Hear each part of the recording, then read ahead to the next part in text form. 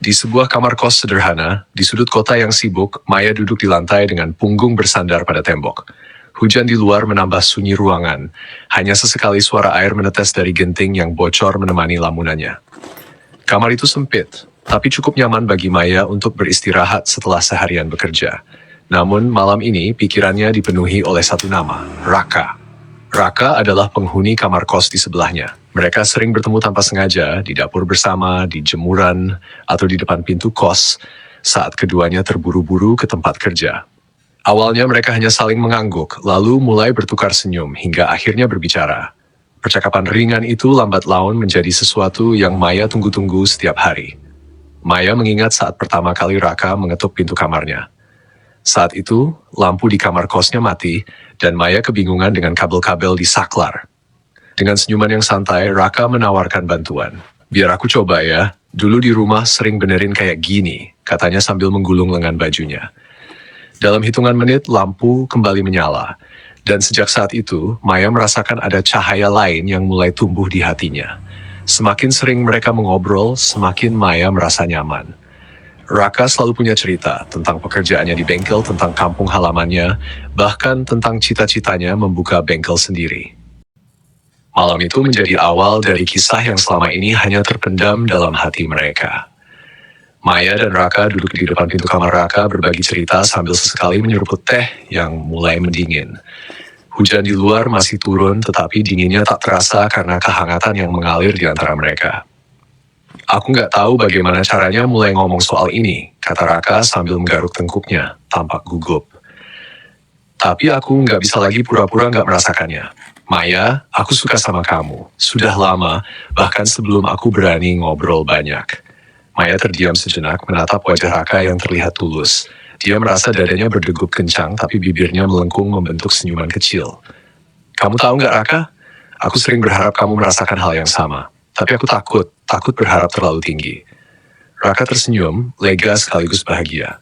"Jadi, kita nggak perlu takut lagi ya?" katanya pelan. Maya mengangguk. "Nggak perlu, aku juga suka kamu, Raka." Hening sejenak. Namun hening yang nyaman. Di saat itu mereka berdua merasa, meski hidup mereka sederhana dan penuh perjuangan, ada kebahagiaan yang tak ternilai karena saling memiliki. Hari-hari berikutnya terasa berbeda. Pagi di kos yang biasanya hanya diisi oleh anggukan atau senyuman kecil, kini dipenuhi obrolan ringan dan gelak tawa. Maya dan Raka mulai berbagi lebih dari sekadar cerita. Mereka berbagi mimpi, rasa khawatir, bahkan rutinitas kecil yang dulu dianggap sepele. Raka sering mengetuk pintu kamar Maya membawa sarapan sederhana, nasi bungkus atau gorengan dari warung depan kos.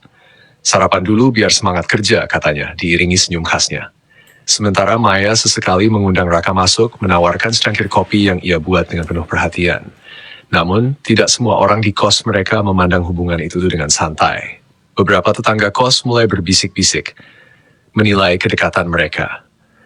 "Nggak baik terlalu dekat di kos-kosan begini." Salah satu penghuni pernah berkata dengan nada menyindir saat bertemu Maya di dapur. Maya mulai merasa tidak nyaman. Malam itu, ketika Raka datang dengan 2 bungkus nasi goreng favorit mereka, Maya memberanikan diri untuk membicarakan hal itu. "Raka, kamu nggak dengar orang-orang ngomongin kita?" tanya Maya sambil memainkan ujung rambutnya, kebiasaan yang selalu muncul ketika ia gugup. Raka mendesah, menaruh nasi gorengnya di meja kecil. "Aku dengar, Mei, tapi aku nggak peduli. Aku tahu apa yang kita rasakan itu tulus. Kalau kita terus dengerin omongan orang, kapan kita bisa bahagia? Tapi, aku takut mereka salah paham, takut mereka bilang kita." Maya terdiam, tak sanggup melanjutkan. Raka menggenggam tangan Maya, membuat Maya terkejut. "Dengar, Mei. Aku nggak mau kita hidup hanya untuk memuaskan ekspektasi orang lain. Kalau kamu percaya sama aku, kita jalanin ini bareng. Apapun yang orang bilang, aku bakal selalu ada di samping kamu." Kata-kata itu membuat Maya terharu. Ia mengangguk perlahan, dan malam itu ia merasa semua keraguannya lenyap. Mereka memutuskan untuk terus berjalan bersama, meski tahu akan ada tantangan di depan. Waktu terus berlalu dan hubungan Maya dan Raka semakin kuat.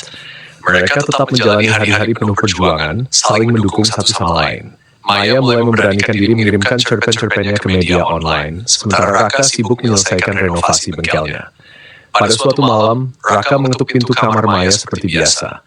Tapi kali ini, wajahnya tampak berbeda. Ada kelelahan di matanya, tapi juga binar yang penuh semangat.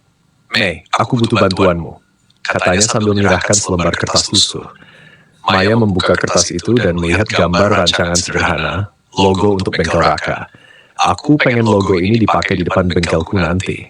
Tapi kayaknya masih kurang ya. Kamu kan suka bikin cerita, coba kasih ide buat nama bengkel ini." Maya tersenyum, merasa senang diberi kepercayaan itu.